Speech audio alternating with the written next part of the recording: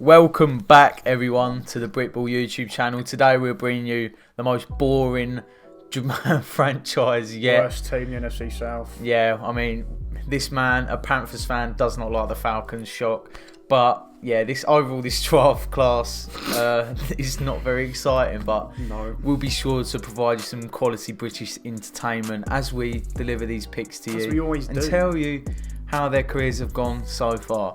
But before we get into the video, we've got a plea from Ollie G. Yeah, now more than ever, please, this video sucks. I'm going to tell you now, I won't be surprised if it does the worst one so far. So can you please put a smile on our faces to at least damage limitations? Can you please subscribe to us and leave us constructive criticism, even if you're a Falcons fan and your team sucks? Yeah, or if you're feeling a bit annoyed, give a hate comment. We'll argue back. It's fine. So first off, we have AJ Terrell.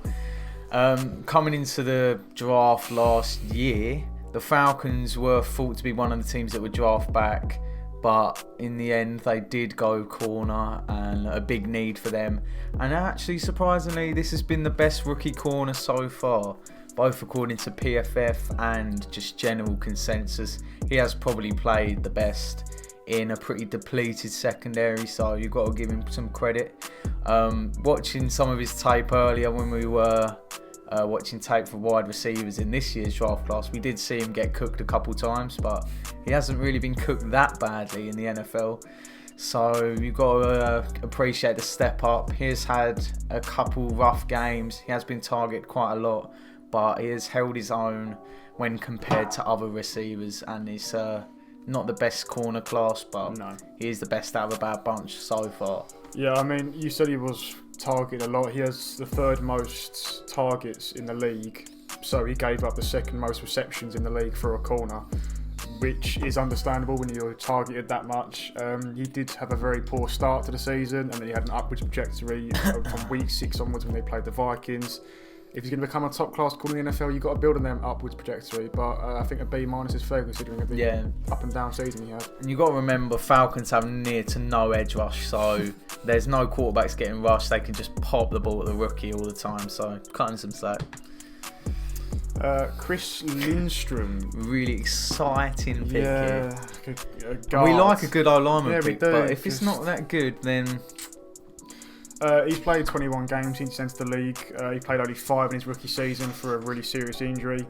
And it was a blow because he did have a great impact to an offensive line. When he was fit, the offensive line, when he was gone, saw Matt Ryan sacked 42 times in 2018. So when he entered the league in 2019, he was a big relief. Fortunately, it didn't work out in that first season. But this season, he has been quite productive, you have to say. He has become a very good and reliable starter for the Falcons, one they can rely on. He's played near enough of 100% of snaps, so it's a big bounce back from that injury in the year 1. And he's turning into a very, very good pass protector. The stats prove that. He does need to continue on ironing out a few finer issues in his game, but apart from that, he is a guy that Matt Ryan can rely on. Yeah, I've seen a few things from Falcon fans saying he's a bit up and down, but you've got to expect that with someone in year 2. Hopefully he can carry on going on that upwards trajectory. Year 3 is where it's at. Next we've got another really exciting pick, and this guy looks like, not even to be judgy towards Americans, but he looks like a proper redneck, like, not to like be slight to him or anything, but yeah, Caleb McGary. A pretty bad pick. Like, he hasn't been that good, and he has played a decent amount of games this season. He hasn't been too bad. 4 sacks allowed. I mean, Matt Ryan isn't the most mobile quarterback, but it's not like he's running into any sacks, so they would all pretty much be his fault. And one thing that is questionable is his run protection. He has not been able to provide a run game for Todd Gurley last year, and their run game was pretty poor. Then he did have a decent start to the season by all accounts, and then he had a small injury, and he's declined since. So you'd hope that's not going to be a constant. You'd hope he'd pick that back up in the off season. But yeah, it's a C so far. It's not been that impressive at all. Yeah, I mean, the run protection in his first season was very poor. This season he has improved on it. And in terms of run protection or pass protection, his so-called assets are in run protection. somehow, some way. But there has been talks of him being moved into a guard position to take advantage of his run assets when he has improved them. That is. This guy, it doesn't look like he's a guy for the future. It's more of just like a bridge at the moment until they draft their next best player. But he's all right, I guess, for now. Finally, a hit for an awful franchise. Calvin Ridley, drafted out of Alabama. In 44 games entering the league, he has got 26 touchdowns with 66.2% catching, so he's very safe hands. He runs clean, very clean routes, and he leaves defenders for dead when he gets going. He breaks ankles like it's nothing, to be honest. He's coming off a 1,300-yard receiving season. He averaged 91.6 yards a game. So he was clearly Matt Ryan's favourite target last season. He's excellent at contested ball catching. He's a great leap in order for him to get them down 50-50s. And he's good enough to expose gap in zone coverages. How many times have you seen him get free? He's an intelligent guy, and he's formed a great partnership with Matt Ryan. He trusts him. Yeah, and this is part of the class of Alabama wide receivers now. That you have Ridley, you have Ruggs, you have Judy, Devontae Smith, and they all came in pretty much at the same time. They were all on the team at the same time, and they're all looking really good now.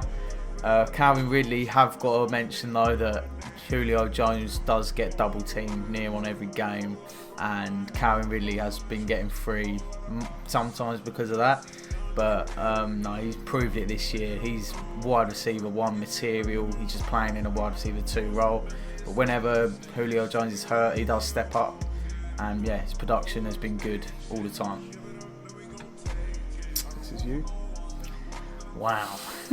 So we get into Takk McKinley, part of a god-awful defensive end or edge rush class. Like, overall, there's just busts all round. Like, Taco Charlton bad, Charles Harris bad. Even ones before that were not good at all.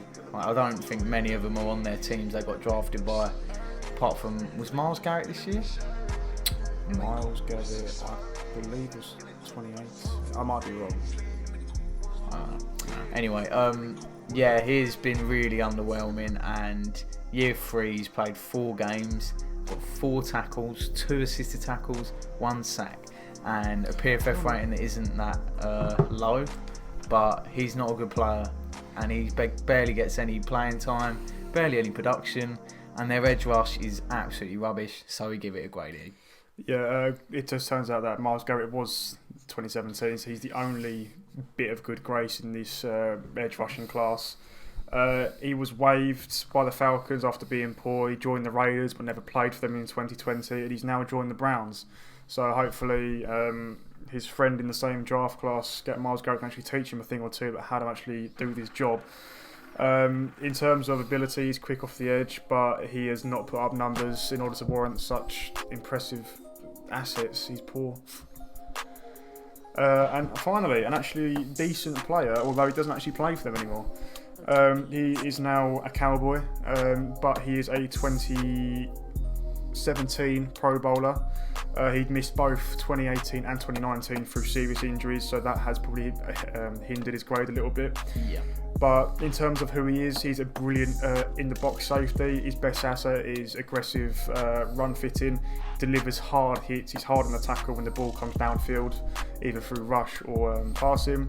He struggles more when he isn't around the line of scrimmage, I've been told.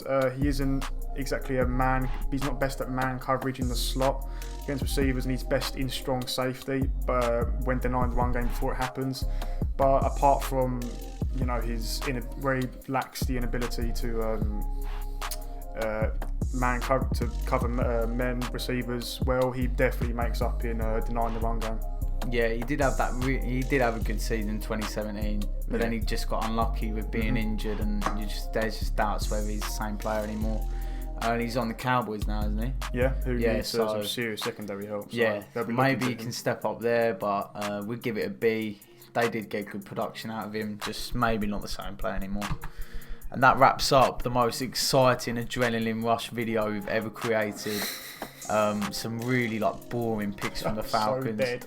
And yeah, not like one good play. Just one, apart from Calvin Ridley, who's a wide receiver too. There's no player in there you're like, yes, what a nice little franchise cornerstone they've done. And their GM survived throughout the whole of this. And it's just been pretty boring. What a way to end the NFC South. Yeah, at least Falcons game's actually exciting because you never know if they're going to bottle the lead or not. You never know whether they're going to win or lose. It's a horrid team to bet on in my experience. But yeah, anyway, not going to waffle. We'll catch you guys next time with the NFC West. Yep. Adios.